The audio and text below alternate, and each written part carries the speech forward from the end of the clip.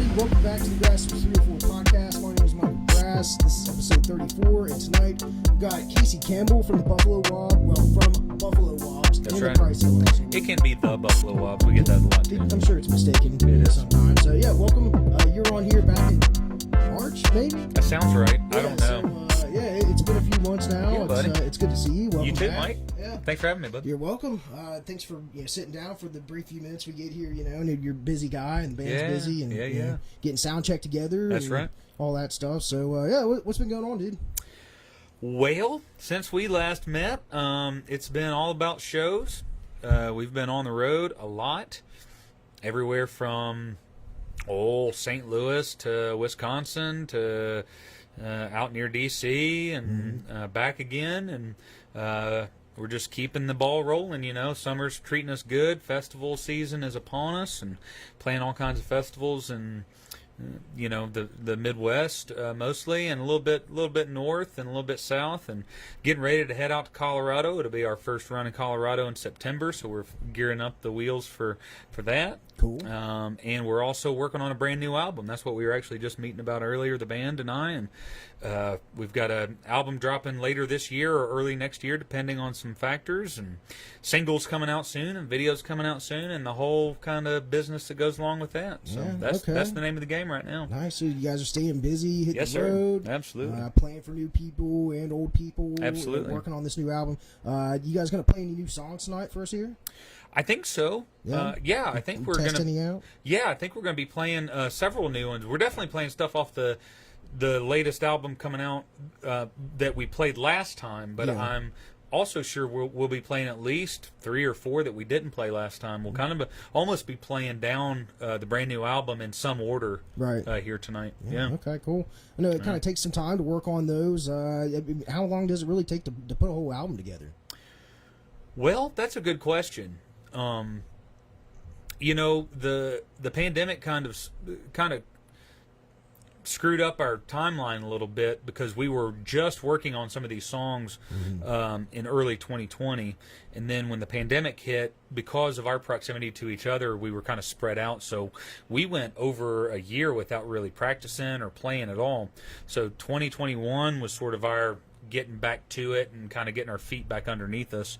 So this process has been a little drawn out, maybe more than the next one. We're already working actually on our next album, a whole nother bank of songs that we're woodshedding now and getting ready to start debuting here maybe by the 1st of August or so, when we can practice. So I would say that the process can take anywhere from, for a new song example, from the time it's written and put to the band, it can take anywhere from a few weeks to a couple months, depending on how much time we have to get comfortable with it before we want to put it in front of people. Yeah. And so you kind of multiply that, a couple times. And a whole new album for us, because just the way we work personally, if in a perfect world, hopefully it would take 3 or 4 months to kind of get that material up and ready before we're ready to go into the studio and do it. This last one took over a year or more because of the pandemic kind of influence that it all had. Yeah, well, see, that's surprising, because I would think they would take maybe a year or so, depending on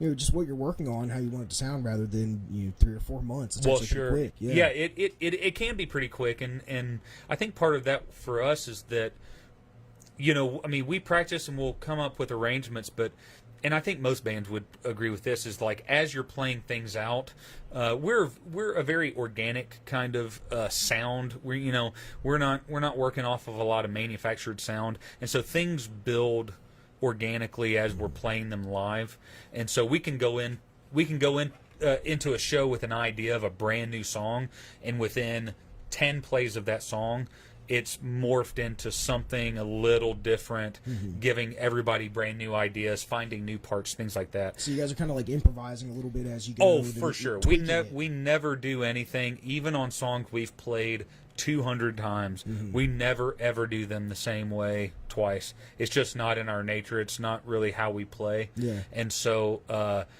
which is nice when it comes to building new music, because as soon as we're comfortable with it, we start playing it out live, and then it starts really growing into what it's going to become then. Right. And so the process for the album, and so the process actually gets sped up a little bit for us, because once we do it live a few times and really find our groove on it, then we know what we're going to do when we go into the studio. And when we get to the studio, it's kind of bang bang. We're not messing around being like, oh, I think you should change this, I think you should change that. You always get that a little bit, but we're not Zeppelin built. We're not building an album in the studio. You know what I mean? Right, so it's a different kind of thing for us. Okay, cool. I had something, and then I had a brain fart, and it came and it went real quick. Oh, well, you'll have that. It does. It's like, I had something you're saying, and then it's like, thought about Led Zeppelin, and right gone after that. So you guys been on the road. What's one of the more fun festivals or memorable festivals you played at recently? Oh, well, recently I would have to say it was Laurel Cove Music Festival in Pineville, Kentucky. We just played there, a few weeks ago at the 1st of June. Had a wonderful time. Mr. John Grace and his whole team down there in Bell County, Kentucky, just treated us like, Southern gentlemen, and we just had a marvelous, marvelous time. We also made a run up to Wisconsin. It wasn't a festival, but we played our second show at a place called the Showboat Saloon in the Wisconsin Dells area of Wisconsin. Amazing people, just the most hospitable folks you could imagine. So, summer's kicked off pretty good for us. We've got some great festivals coming up. Festival of the Red over in Kentucky. You mentioned that earlier. Yeah, coming up here soon in Red River Gorge area, which is just a beautiful, scenic, natural area in Kentucky. Is the river really red, or is that just a... No, I don't know where the name comes from. The water doesn't run red, but it is definitely the Red River that runs through the gorge there. It's the most densely populated area of rock formations in the Western Hemisphere. So rock climbers and folks like that love the gorge. It's a wonderful place for camping and hiking. I've been going down to the gorge for almost as long as I've been living in the Cincinnati area. It's just 2.5-3 hours south of Cincinnati, and so it's somewhere I've spent a lot of time, in a wonderful recreational area. So that one's coming up soon. We've got a festival that actually we help run called the Whispering Beard Folk Festival coming up in September that we're really excited about this year in the Cincinnati area, west side of Cincinnati. We got a great lineup this year, and we're excited to play it again. We took a year off from playing our own festival because it's a busy time to do that sort of stuff. But we're glad to be back there this year. We've already planning some surprises for our set for that one. So it's been a good summer so far, and I think it's going to be a good summer moving forward. That's cool. And it sounds like you guys have been staying real busy. Oh, absolutely. How many days throughout the year do you actually tour? This year we're looking at about 150 shows, give or take, if I'm not mistaken. That's quite a bit. It's quite a bit.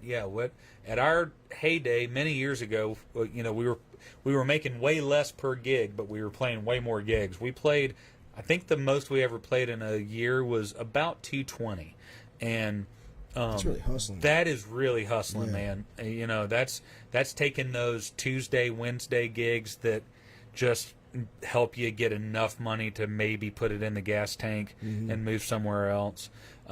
Nowadays, we're still hustling it, and especially with this new album coming up, you got to keep it busy, you got to keep fresh, got to get in front of new eyes, stuff like that. Right. So we're, for us, if we're in that 120 to 150 range right now, that's fine, because it's a full-time job, and my wife doesn't want to see me that much anyway, so the more I'm on the road, the happier everybody is. It's sometimes, whether it's a joke or not, sometimes you need that little bit of distance, And, well, that's true. They say, distance... Absence makes the heart grow fonder. Yeah, that's it. Yeah, thanks for finishing it. You're welcome. It's going to be like...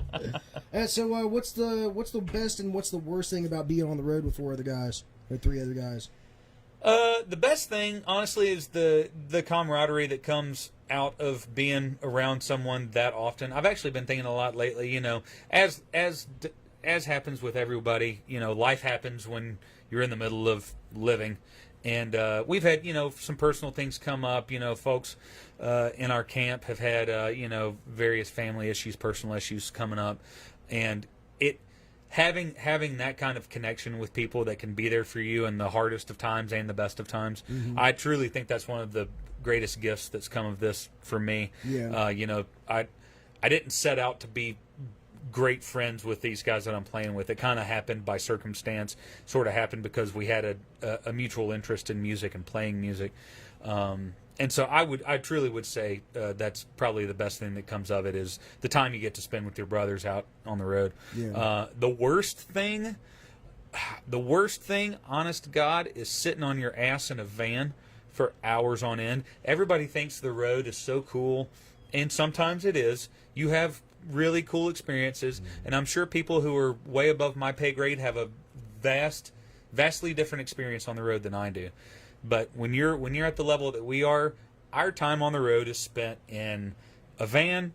Then you get out of the van, you unload all of your crap out of the trailer, you set up, you play, you break it all down, you put it back in the trailer, you hustle out to a hotel room or a couch somewhere at 1:30 in the morning, you crash, you get up, and you do it all over again.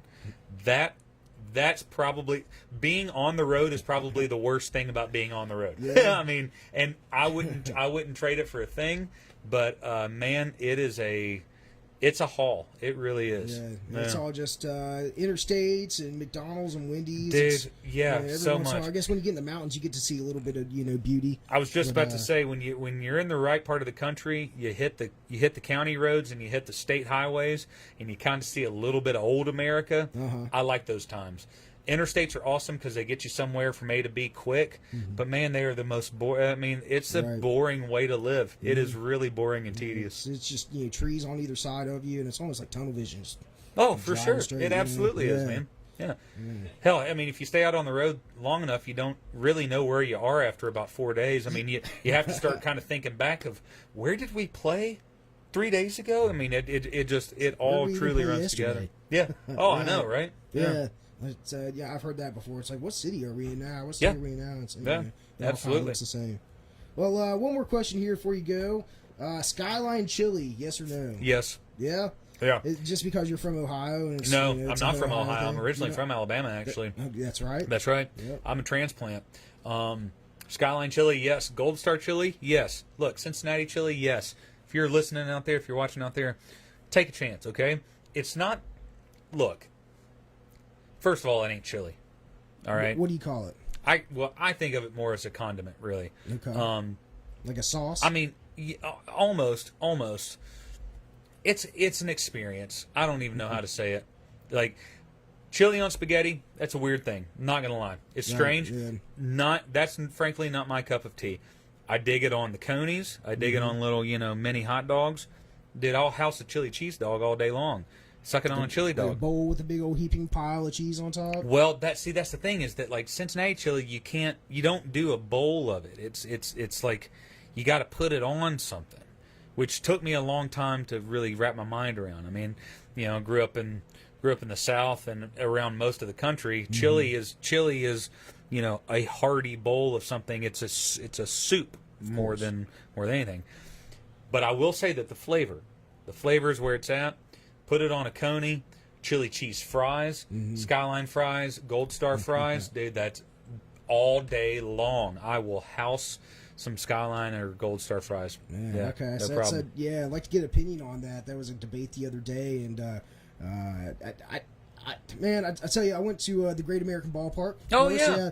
Go Red Legs. Had some up there, Cincinnati, and I just remember being weird, guys, just because it has like cinnamon in it, and there's just some flavors that I wasn't used to. Cinnamon, hint of chocolate. It's kind of a savory It's kind of a savory, spicy thing. It's not peppery chili. It is. Again, it's a whole different experience. If you're not from the area, I get why it's weird. I have been in that boat myself, but I'm telling you, it grows on you. No lie. Okay, well, I'll take your word for it. Then. All right, take my word for it. Next time I'm up there, I'll get some. I'll snap a picture and send it to you. Chili cheese fries. I'm telling you. Fries. Do a coney with cheese and onions and mustard. Okay. And chili cheese fries with onions and cheese. You won't be upset. Yeah, I'll give it a shot. I'll have to remember that. I'll come back and watch the podcast, so Please I know do. exactly what that is. All right. Yeah, man. Well, thank you. I appreciate it. Yeah, Mike, pleasure, brother. Thanks for having me, man. Yeah, of course. That was a... But like a. That's not, well, see, yeah, I got them underneath the thing. There it is. It's like, I felt like sticking a glove on the wrong hand. Hilarious. Well, hey, could you give a shout out to everybody where they can find your music at? Absolutely, yeah. You can find our music at pricehillhustle.com. That's the website. Anywhere you get your music, Spotify, Apple, whatever it may be, under Buffalo Wabs or Price Hill Hustle, or the whole name, Buffalo Wabs and the Price Hill Hustle. YouTube channel, go subscribe, follow. We've got the new album coming out, new videos coming out soon. You can sign up for our mailing list. We'll send you out some pre-order special little, fancy things to try to incentivize you to buy this new album coming up soon. So, yeah, we'd love to see you. Nice, awesome. And, yeah, make sure to support live local music. If you want to come see Casey and the Buffalo Wabs tonight here at the shop, you can come down here. We're at 1233 Ohio Avenue in Dunbar. Tickets are on sale at the door, not online anymore. So that's right. Come out and see them. They're getting ready to go on stage here in probably 5 minutes, 10 minutes. Yeah, like that I'm going to now, go change my clothes, and then we're getting to it. So it's not too late. You can probably make it halfway through the first set, and we're doing 2 tonight. So come on down. Yeah, and thank you all for watching. If you like watching this podcast, make sure you check out the rest of them on my Facebook and YouTube and Rumble. Just search for the Grassroots 304 podcast. And yeah, again, thanks for watching. We'll see you next time. Thanks, Mike. Yeah, thanks, guys. Yeah, bud. All right, let's do it. Yeah, man. Awesome, dude. Thanks for understanding.